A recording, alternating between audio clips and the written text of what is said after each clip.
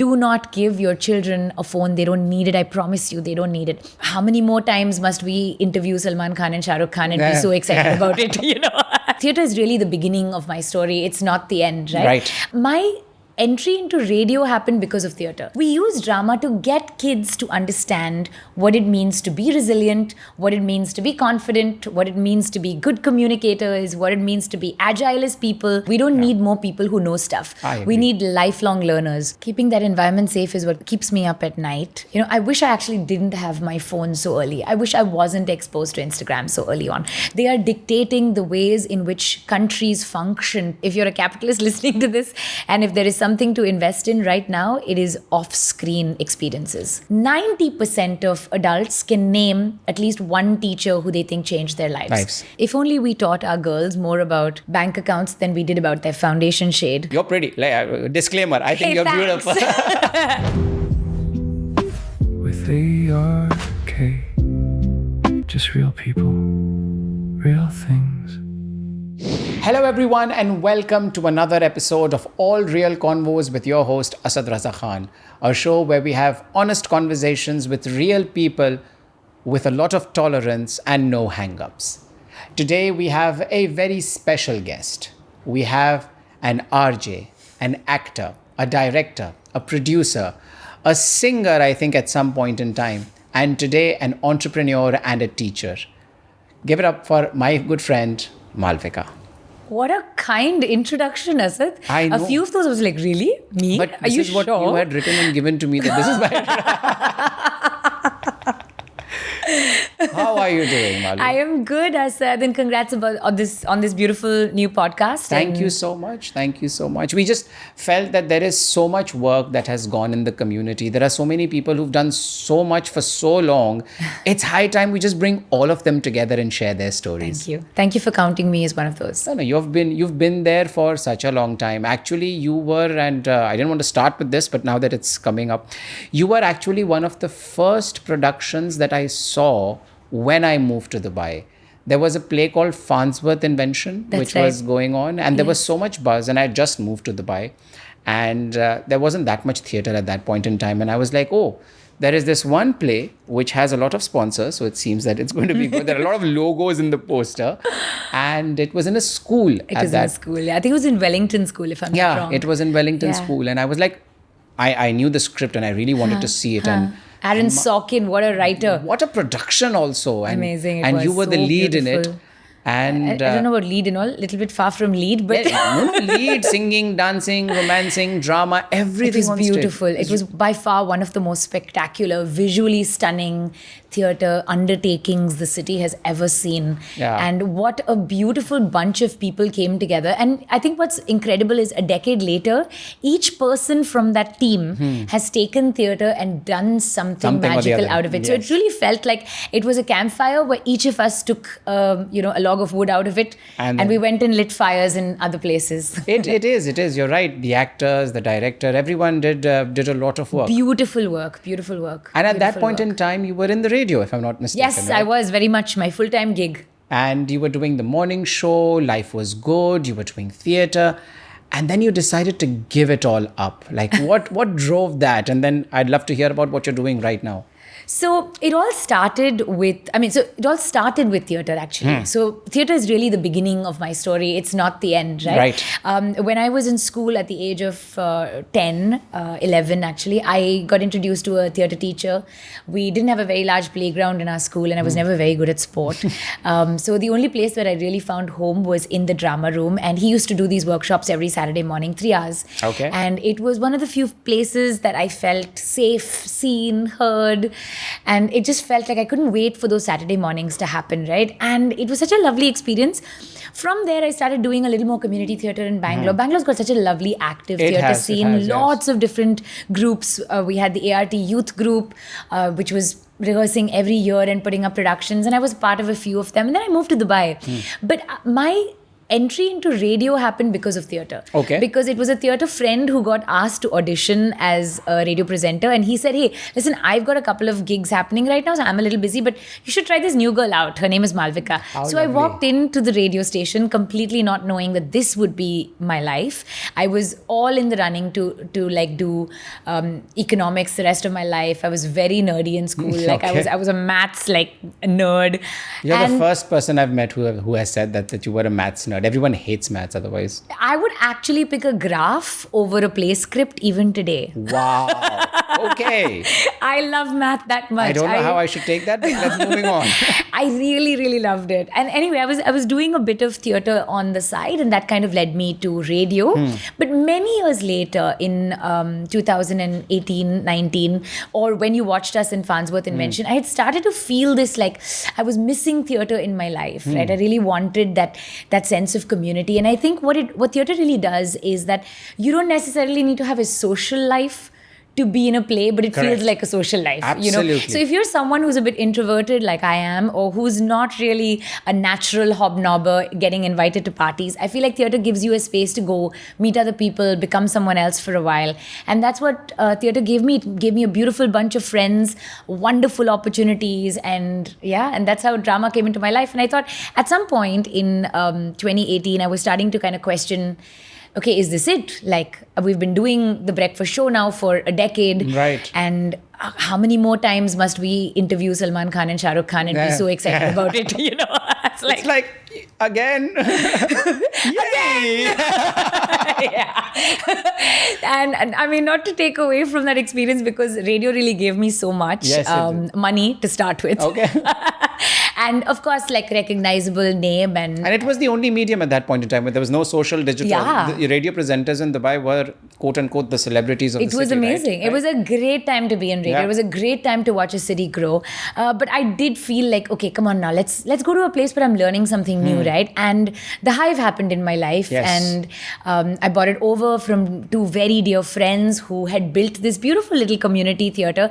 And I thought, okay, now it's time for me to say goodbye to radio and kind of shift gears a little bit and see what I can do in education. Super. Now we speak about the Hive because you brought it up. And again, when you did take it over, it had a different home. It was a smaller setup and you moved it into this beautiful new space.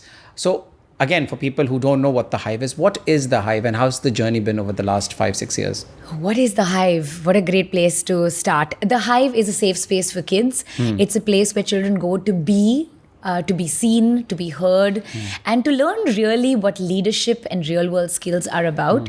But we do this through the language of drama and public speaking. Excellent. Theatre and public speaking have given me everything I have in my life right now, from my friends to my family to my social setup to everything I have around me, right? And I think it's an incredibly powerful tool. It's a drama and public speaking school. We have about 1,200 students who see us Excellent. every single week in one corner of the city or the other. We are in 7 different neighborhoods right now, and we have a theatre of our own called Live at Play. Yes, And it's in Al which I've Quoz, seen. It's and that's beautiful. where we put our big festivals together. So we use drama to get kids to understand what it means to be resilient, what it means to be confident, what it means to be good communicators, what it means to be agile as people, and to, mount these beautiful shows that can entertain and educate. And that's the work of the Hive. So this touches on a very interesting topic, right? That there is a set curriculum, a set pattern. You go to school, you read books, you do math, you do science, you do economics. But there is this whole other aspect, right? The extracurriculars. And even today, if you look at the corporate world, a lot of companies are actually pushing the fact that your left brain and right brain together is what the key to success is. That's true. So in this journey, how early do you think, and especially maybe for the parents that are watching the show, how early do parents need to put their children, and should they themselves at some given point of time also try to explore their left brain and right brain compartmentalization? Absolutely, Asad. Absolutely. I think you should start. I think, the wonderful thing about go to a kindergarten school, for example, or watch a 3-year-old play. They don't see things as math and art. Correct. They see things as play. And that's why the theatre is called At Play. Play, yep. Because when you play is when you learn. When you play is when you grow. And as we get older, we tend to forget that, right? To play, to do a play in itself is creating a version, creating a make-believe world in which we learn real-world lessons, yep. right? It's being able to take fractions of our own lives, powdered up and reconstructed into a story where we see ourselves, we see reflections of ourselves. And it's through art that we actually learn to reflect. And I think that is true whether you're a 3-year-old or a 33-year-old or a 63-year-old. Correct. So I think we all need to incorporate play into our lives. So when we talk about extracurricular activities, I completely understand what you're saying, which is that after school activities, Yes. right? Send your children for drama after school. But Correct. what I think is even more necessary is for drama to be integrated, not just drama, but any form of the art to be integrated into learning, Yep. right? That would be the dream. Because I don't see us teaching drama as a subject. Like I always say, the objective is not to become Shah Rukh Khan. If you become Shah Rukh Khan, that's great. Great, yeah. Right? But Good for what I you. really want to explore is to look at Shah Rukh Khan as a personality and embody some of those things. Like think about the way that he converses with people. Correct. Think about the way he holds the Carries, attention in a yep, room. yep. Think about the way he structures his business and the way that he structures his life. What can you take from that? And Correct. all of that is lessons in drama.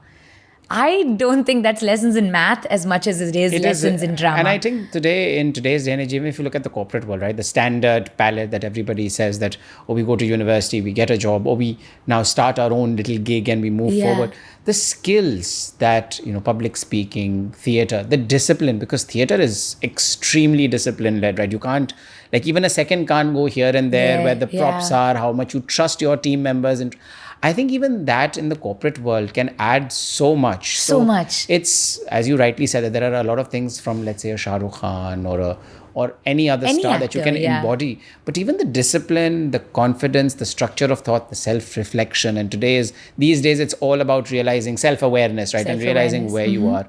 So I think it's very, very important. And you're right, whether you're 3 or whether you're 33 or whether you're 63. And I've seen people who've come into theatre at 60. We had one very experienced, lead team member of a very big government organization coming in at 60. And he had a ball and he said that at this stage of my career, when retirement is knocking on my door, I've explored so much about myself, which I wish I would have done maybe 30 years ago. And that's exactly what the world needs. We don't need more people who know stuff. I agree. We need lifelong learners. We need people who, at whatever age, are willing to say, actually, I don't know, show Correct. me. Let's try. Should we just try this? Yeah. Should we fail? And that famous line of Amitabh Bachchan, right? Seekhna khatam, so zindagi khatam. Exactly. I think that is words I live by. And that's a show my mother watches all the time, Kaun Banega Crorepati. But that is something which I think that when you stop learning, you're just pretty much done then what's left. So play, right? Yeah. You bring kids into this safe space and they interact with one another.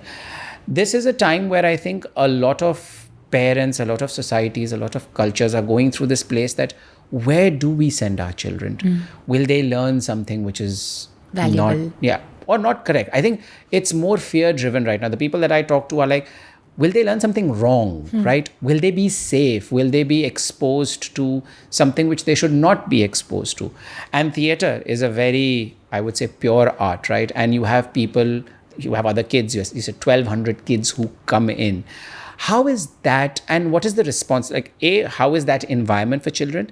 And as a teacher, how responsible do you feel for ensuring that environment, fine, parents, their point of views are separate, but let's talk more internal, let's talk more personal. How big a responsibility do you feel towards those children to keeping that environment, with the education, keeping that environment safe? Keeping that environment safe is what keeps me up at night, Asad. And I think about my kids all the time. They are my entire universe. I think about not just their safety, but what keeps them up at night. What are they worried about? What is the world that they're entering into? How can we equip them to be resilient? How can we challenge them without allowing them to feel like they can't do it? How do we make them feel capable and confident simultaneously, where we can tell them that, like, look, where does the self-awareness come in the path of their confidence? These are questions that I talk about and I think about all the time. And I think what's especially different about theatre spaces or the kind of work that we do, where you're discussing real world issues all the time, you're making podcasts, you're researching current affairs, you're doing plays about emotions, and we come across difficult questions and challenging debates all the time. And we hope not to have the right answer all the time, but to encourage them to think for themselves. Excellent. To Beautiful. come up with... I think the greatest achievement of my class is when my senior students disagree with me on something. And they're like, you know what? Thanks for sharing your point of view, but respectfully, here's where I disagree with you, and here are the data, here are the stats that say that I don't agree with you on it. So, like I always tell them, my job isn't to get you to agree with me. My job is to get you to disagree with me. And the day that I can raise a generation that is willing to speak truth to power, that is willing to challenge authority without being scared, I think my job is done. That's beautiful. And I think that's something that even I've lived by, is that, because this question comes up quite a bit, right? That how do you raise your kids? What culture do you put in them? What thoughts do you put in them? With this world becoming so polarized, and with social media difficult. giving access to everything, you can't, like my mother used to keep me locked in a room for some time, and then I had no interaction with the world. She would keep me in that cocoon. But today the cocoon does not exist. Doesn't exist. You can't. The world is in their cocoon. The world is in their cocoon. Bravo. That's such a nice way to say it, right? So the only thing that you can gift the next generation, whether it be your kids, your students, is the power to think right, differentiate between what is right, what is wrong according to them, have a clear point of view, and back it up with data and analytics, and not just go on a hunch or on a belief. Correct. And then just advocate it no matter what the other person is saying. They don't listen to understand, right? They just keep like, nope, this is right, this is right, this is right. I think that's a very beautiful thought. And I think to be able to also distinguish fact from opinion, to be able to be open to other people's experiences, to be able to challenge their own beliefs, but with an equal measure of confidence, to be able to challenge the beliefs of others. But respectfully do so. Do not have to shout to debate. Yeah. These are the kind of communicators. A lot of people these days shout to debate, if you know what I mean. Yeah, these are the kind of communicators I hope to create, you know. That's beautiful. That's beautiful. So you deal with kids of all ages, right? I think from 5 onwards? 5 to 18, yeah. 5 to 18. Now, there is a very unique generation that you are catering to, which is the alphas. I can't even understand millennials. Forget Gen Zs and alphas. Is like, okay, I don't even so want to far go away. There. So far away, man. So far. I really empathize with my parents now, because they had a generation gap with me, because my father had me when he was 50 years old. So I was already quite a generation gap from him, but now I empathize because he never could relate to me, but that's a story for a different time. These alphas, right? What makes these alphas unique? Like, for people who don't get them at all, they've been brought up in the digital world. For them, online, iPad, iPhone, all of these things are a reality. We've seen it come. So we've played outside, and now we've seen this. And all of these situations, right, whether it's COVID, whether it's war, whether it's geopolitical, whether it's religion, whether it's right wing, left, these are all overloaded, right? They get access to this information so frequently. What makes the alpha unique? Like, if anybody wanted to understand the alphas, what's your take on it? So I think the words that I hear most often in a classroom are about mental health. I think they really, really care about mental health. They start thinking about mental health very, very early in their lives. So I think that is something that is a predominant thought in their minds. They're very aware of the planet. Okay. When I do this course called the Media Lab, and all of them have to come up with a business idea that they pitch to a bunch of investors, right? And so I would say 50% of them have a sustainability component. Wow. Because they're always thinking about the planet. So that, I think, is a really positive thing. I think, here's something funny that I've experienced. Every 15-year-old I speak to says 14-year-olds shouldn't have access to a phone. And every 16-year-old says 14-year-olds really shouldn't have social media. Yeah. Every 18-year-old is like, no, you should not give Snapchat to kids who are 16. So I think just as it's almost an odd relationship with their devices, where they know that they are sort of addicted to it. They don't know a life without it. But as soon as they pass that phase, they are wishing better for the generation behind them. They're wishing that, I wish I actually didn't have my phone so early. I wish I wasn't exposed to Instagram so early on. So I think they're starting to see the wisdom earlier and earlier, but they're still not ready for that device to be taken away from them just yet. So they're holding on to it, much like we would to any kind of addiction. But I think that is something that's a big part of their lives. I also know that they know a lot about what's going on in the world, right? Yes, much more. All of them, for example, I don't know whether when I was 8, I knew the President of America's name. Yeah, I sometimes don't. Or don't want to mention it. I think even in people in the US, they tend to forget. But these guys know so much. Yeah. They come in and say, Miss, did you hear about Venezuela? I'm like, actually, no. No, I didn't. Let me also check what's going on. Exactly. So I know Miss Venezuela, but I don't know what else is going on. Exactly. So they know the headline, but I don't think that they're always encouraged to dig deeper.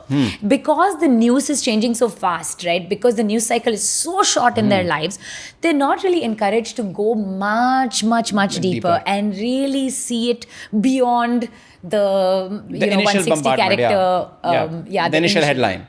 The initial 10-second, 20-second story. And that shapes the way they think, right? That's why these clickbaits, one of the things that I don't like about them, obviously because it sensationalizes headings, but even as you said, that people who are consuming at that age so much, they will read that headline and that becomes reality for a bit, right? Yeah. Because they haven't dug deeper. So that headline sticks. So again, this is me being in an idealistic world. I think that there is a responsibility for people.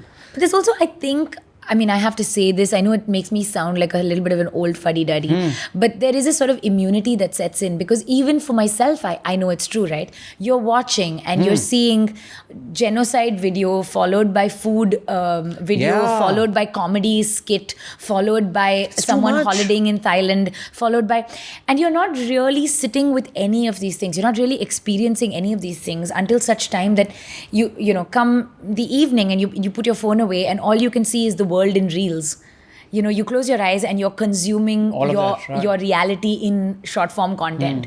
And I think that is so dangerous, especially for a mind that's not been fully formed yet.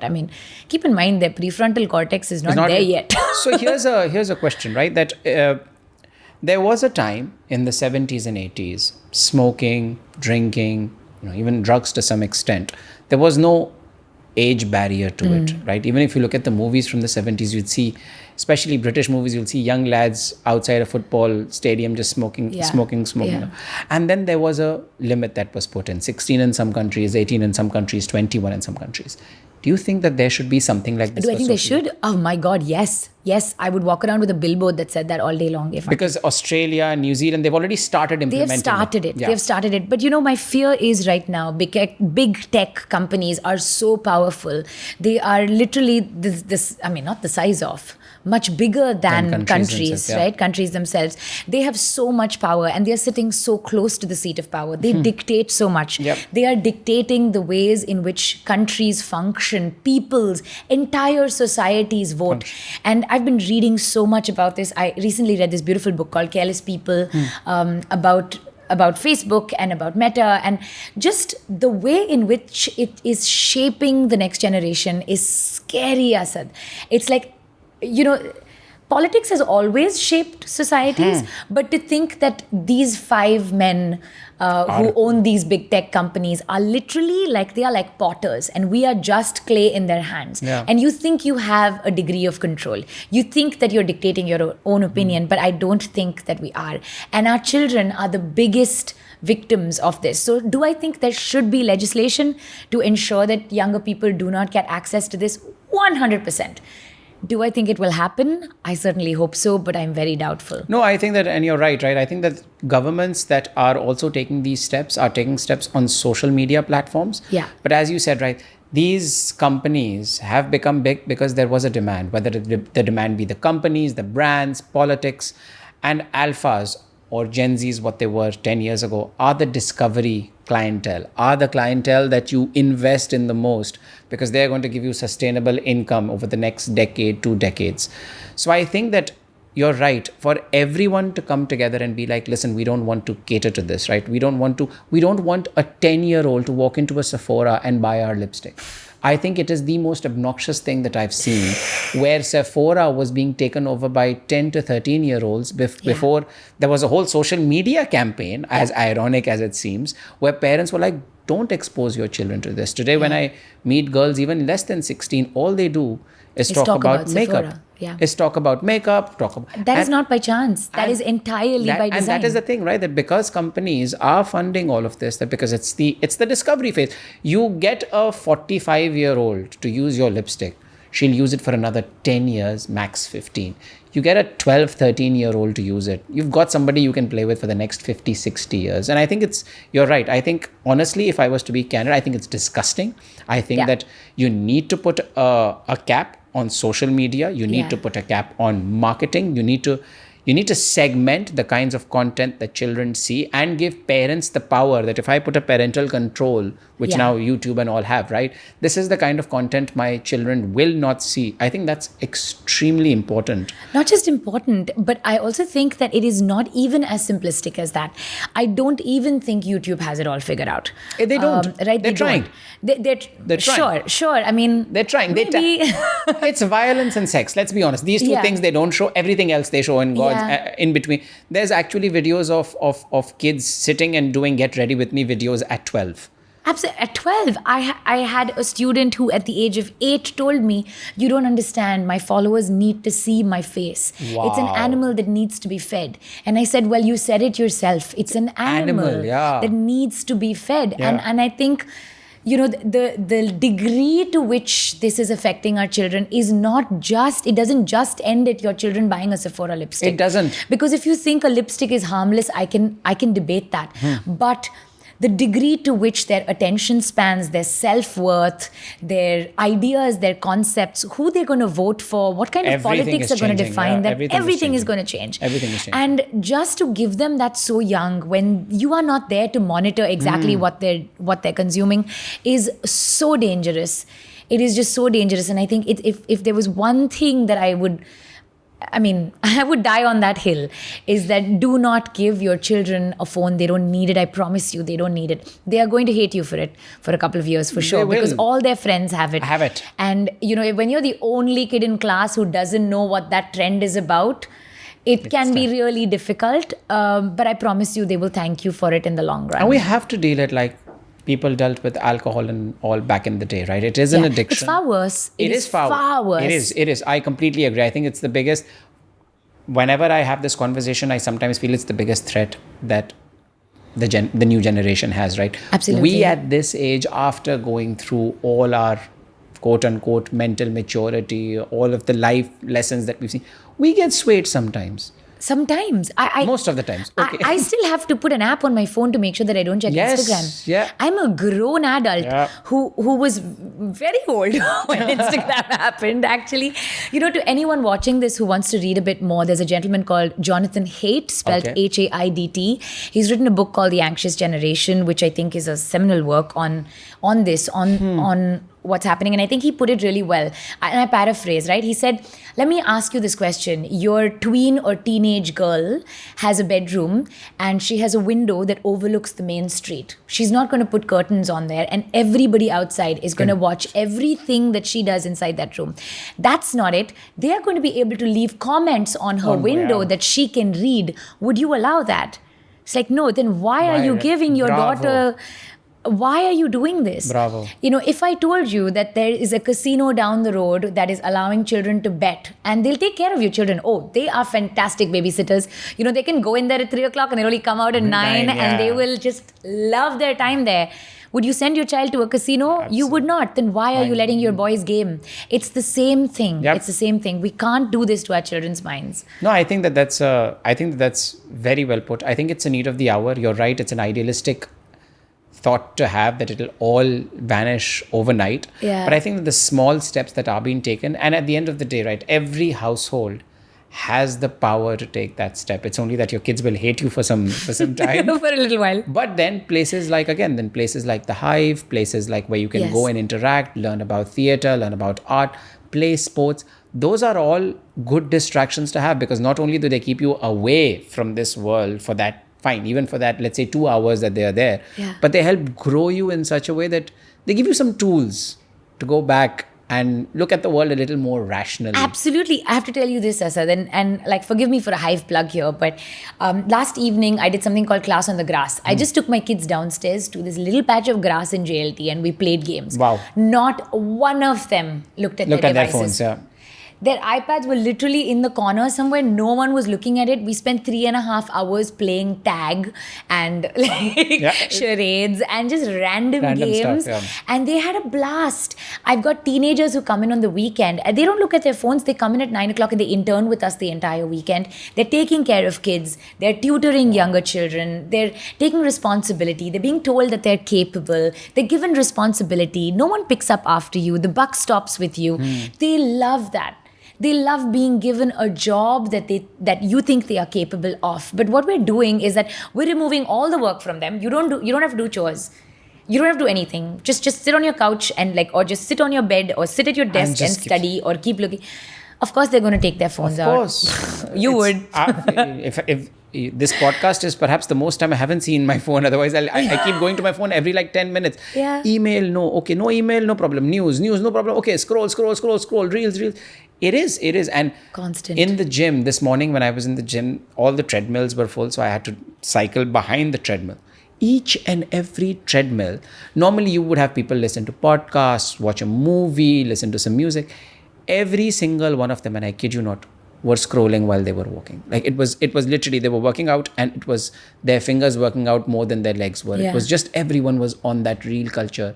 And these are grown ass people. These are all they were quite grown up, and you're just like that. This is something that we need to address at some given point of time. It's going to become something which we need to address. But you know what I think? I think that this generation, the alphas, are going to get over it a lot faster. I think so too. I think the market for, if there is a market for anything, I mean, if you're a capitalist listening to this, and if there is something to invest in right now, it is off-screen experiences. I agree. Kids want to put their phone away. They want to go to board game cafes. They want to lie on the grass. They want to go on holidays where they're disconnected. They want to detox. They want digital, zero digital time. And theatre is making a comeback, right? Live entertainment. People want community. People want real people.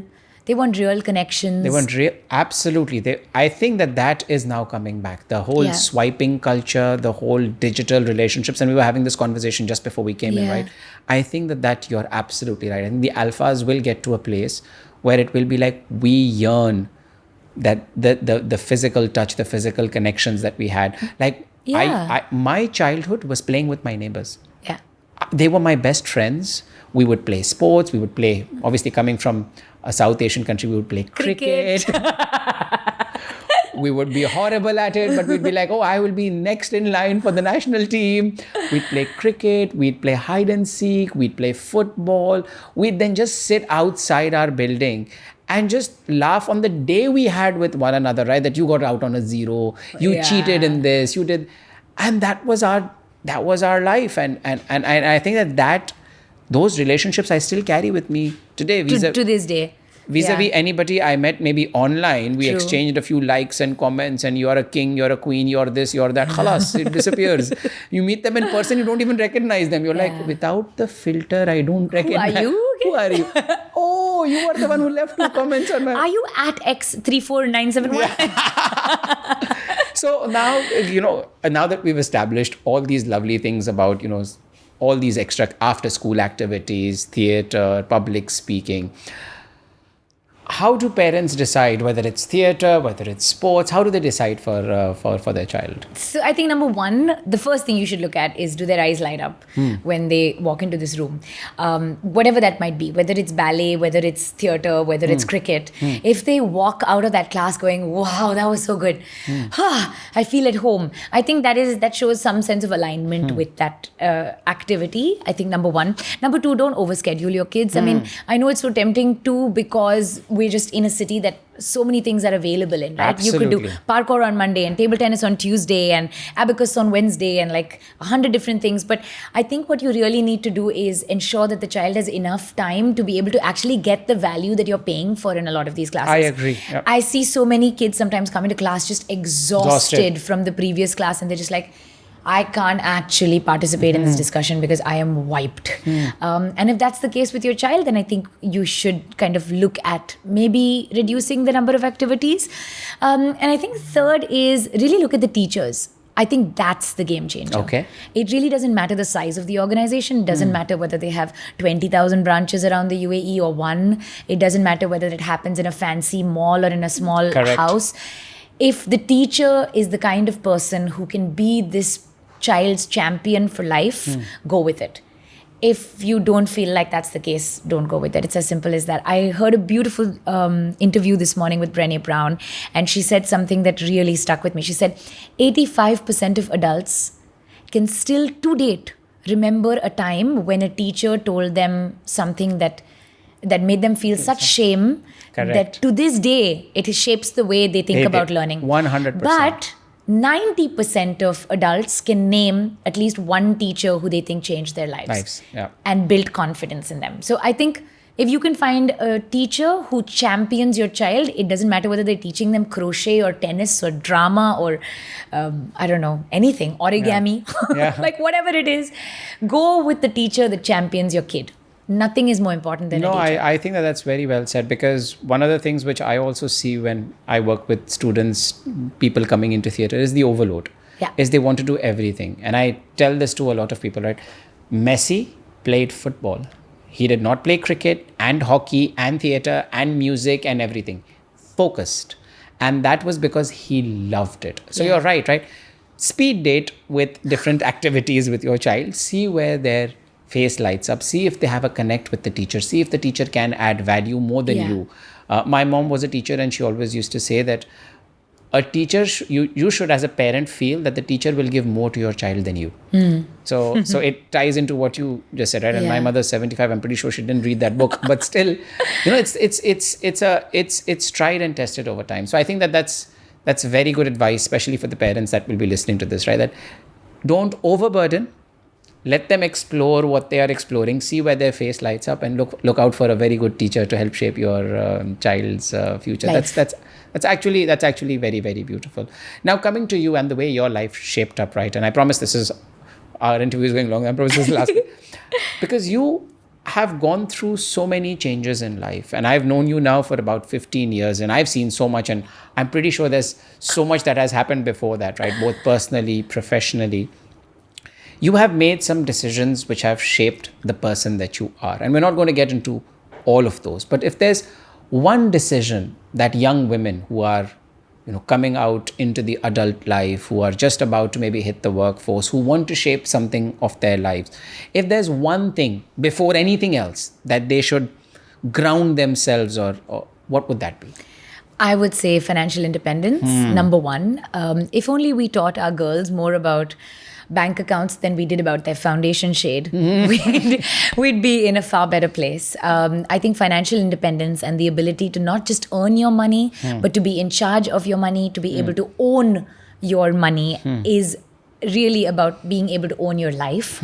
I don't say this in any way to equate money to freedom. I know many women who have a lot of money but no freedom, and vice versa, who have a lot of freedom but may not have as much money.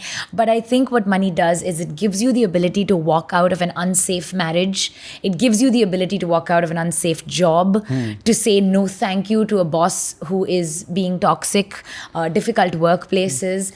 It allows you to give yourself a bit of time when you really need it to heal. And I think these are things that women struggle for. I've seen women struggle decades to be able to find 3 days for themselves. Correct. To be able to find enough scope for one little thing that they love, one passion project, while they will go out on a limb and they will literally sell their kidneys to ensure that someone has a lovely birthday present. Yes. A partner or another member of their family. So I think it's really important to, and I hope that I instill that value in the young people that I meet every day, to have a healthy relationship around money and to be able to really, make sure that you're financially grounded first. is, I think, such an important lesson.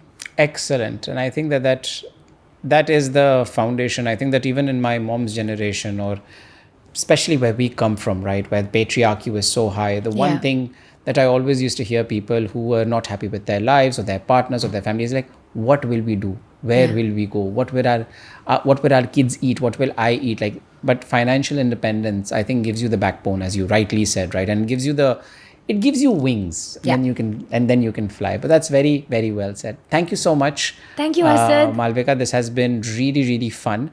Now we have 3 segments that we do with our guests, Sure. which I did not tell you about before. Okay. The first segment is called Masala Chai. I'm going to take a topic which is like a hot take. Okay. There are 2 sides to the coin. Okay. And I'd love to hear what your point of view on it is, and then we'll see what the other is. So, you're a strong, independent woman which came through the media circuit, right? You were doing theater, you were on the radio, you were being seen more than you were being heard when social media started coming up.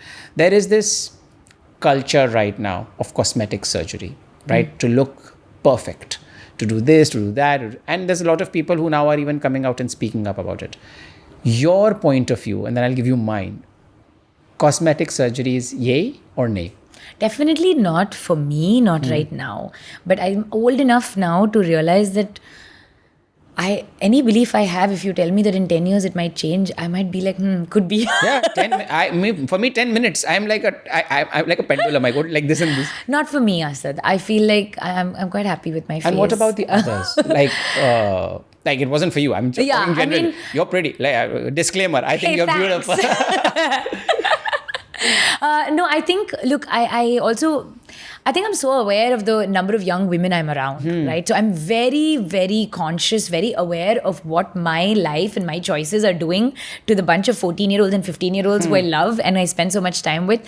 And I would hate for them to think that this is Right. what they need to do to be accepted or to be successful or to love themselves.